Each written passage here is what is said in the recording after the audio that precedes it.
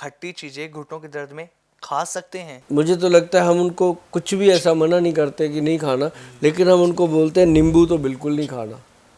नींबू बाई का घर होता है, बाई करता है, नींबू नहीं खाना।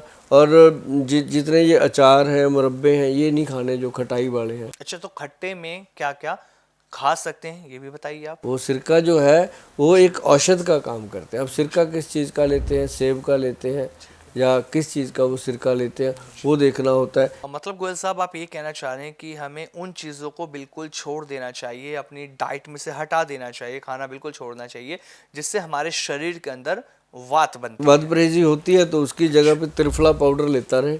शाम को 5 बजे जेंट्स के लिए, 5 बजे लेडीज़ के लिए सुबह। तो ये मतलब सुबह लेडीज़ लें, शाम को लें भाई साहब, तो कमाल के रिजल्ट है। और जितनी बाई बात दी है, जितनी डाइजेशन में प्रॉब्लम है, उसी ने कवर कर देनी है। बहुत सारे लोग ऐसे होते हैं ना, उन्हें आइसक्रीम और कोल्ड ड्रिंक बहुत ज़्यादा पसंद है, शौकीन होते हैं वो इन चीज़ों के, तो वो क्या देखो, करें? जो जिसको एक बार घुटनों में दर्द हो गया, जब शरीर में दर्द हो गया, जो हड्डियों से रिलेटेड कोई प्रॉब्लम हो गई, उनके लिए ठंडा खट्टा तो बिल्कुल मना होता है। गोल साहब, जैसे कि अब सर्दियों का मौसम चल रहा है, लोग गर्म पानी से नहाते हैं, और जिन्हें घुटनों के दर्द की प्रॉब्लम है तो क्या वो गर्म पानी से नहा सकते हैं? उनको किसी तरह का कोई नुकसान तो नहीं होगा गर्म पानी से नहीं, नहाने कोई से? प्रॉब्लम नहीं है, गर्म पानी से नहाना चाहिए। और साथ ही अब सर्दियाँ आ गई हैं, च्यवनप्राश खाना चाहिए। हाँ, बहुत बढ़िया कंपनी का और महंगे वाला, जो 3-4 हज़ार रुपये किलो होता है च्यवनप्राश, वो खाना चाहिए। नॉर्मल च्यवनप्राश खाने का फ़ायदा नहीं, उससे ज़्यादा बढ़िया है कि दूध पी लिया करो दही उसमें हल्दी मिला के। अगर च्यवनप्राश खाना है तो असली वाला खाओ। गोयल साहब, इसकी क्या गारंटी है कि जो महंगा है वो असली होगा? नहीं, ऐसी कोई बात नहीं, जिस पे वैद्यवान लिखा है वो असली है, बाकी मुझे पता नहीं। ये मैंने पूरा जो देखा है अभी तक अपने 15-20 साल के एक्सपीरियंस में, तो हमारे वैद्य बनाते हैं और एडवांस में पड़ा रहता है लोगों का कि हमें भेजना है। अब एक एक घर में 4-4, 5-5 किलो का डब्बा जाता है, हमारे पास ओपन ही देते हैं हम तो। हमने कभी इसको ऐसे लॉन्च वांच नहीं किया कि ऐसे करो, क्योंकि वो जो चीज़ें बनती हैं वो ऐसी बनती हैं। जो डब्बे में पैक हो जाती हैं ना चीज़ें, तो उनमें बहुत ज़्यादा चीज़ें आ जाती हैं, मार्केटिंग आ जाती है। शिलाजीत, क्या सच में घुटनों के दर्द के लिए ये फायदेमंद होती है? अगर हाँ, तो बहुत कितनी फायदेमंद है। फायदेमंद है शिलाजीत घुटनों के दर्द के इसका लिए?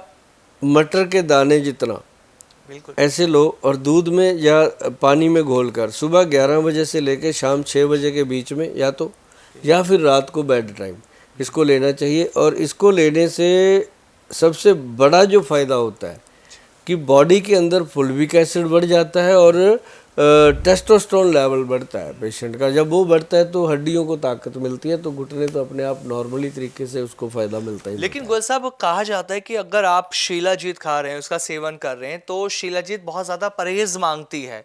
तो किन किन चीज़ों का परहेज करना चाहिए जो लोग शिलाजीत को खा रहे हैं? शिलाजीत परहेज तो मांगती है। शिलाजीत के साथ बहुत सारी चीज़ें हैं जो नहीं खानी होती, इसके विपरीत आहार होते हैं।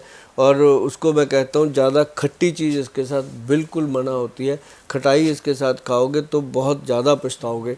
ये ज़रूर ध्यान रखना कि जब भी शिलाजीत खानी है, दूध में घोलकर या पानी में घोलकर, उसके 1 घंटा पहले और 1 घंटा बाद में कुछ ऐसा खाना नहीं चाहिए। इसको नॉर्मली लेना चाहिए, बहुत आनंददायक चीज़ है। गोयल साहब, मैंने एक चीज़ और सुनी है, कहा जाता है कि शिलाजीत का जब आप सेवन कर रहे हैं तो जो गहत की दाल होती है वो नहीं खानी चाहिए, क्योंकि वो इसके विपरीत होती बिल्कुल है। बिल्कुल विपरीत होती है। पहले कुछ खा लो, बाद में कुछ खा लो, कोई दिक्कत नहीं है, क्योंकि शिलाजीत 1 घंटे में अपनी बॉडी में डिसॉल्व हो जाती अच्छा गोल साहब, एक चीज़ और है, एक मिथ ना लोगों के अंदर बहुत ज़्यादा बना रहता है कि उन्हें लगता है कि जो लोग घी कम खाते हैं, फैटी एसिड कम खाते हैं, तो उनमें घुटनों की समस्या ज़्यादा बढ़ सकती है। है, बढ़ सकती तो है। ये क्या सच है?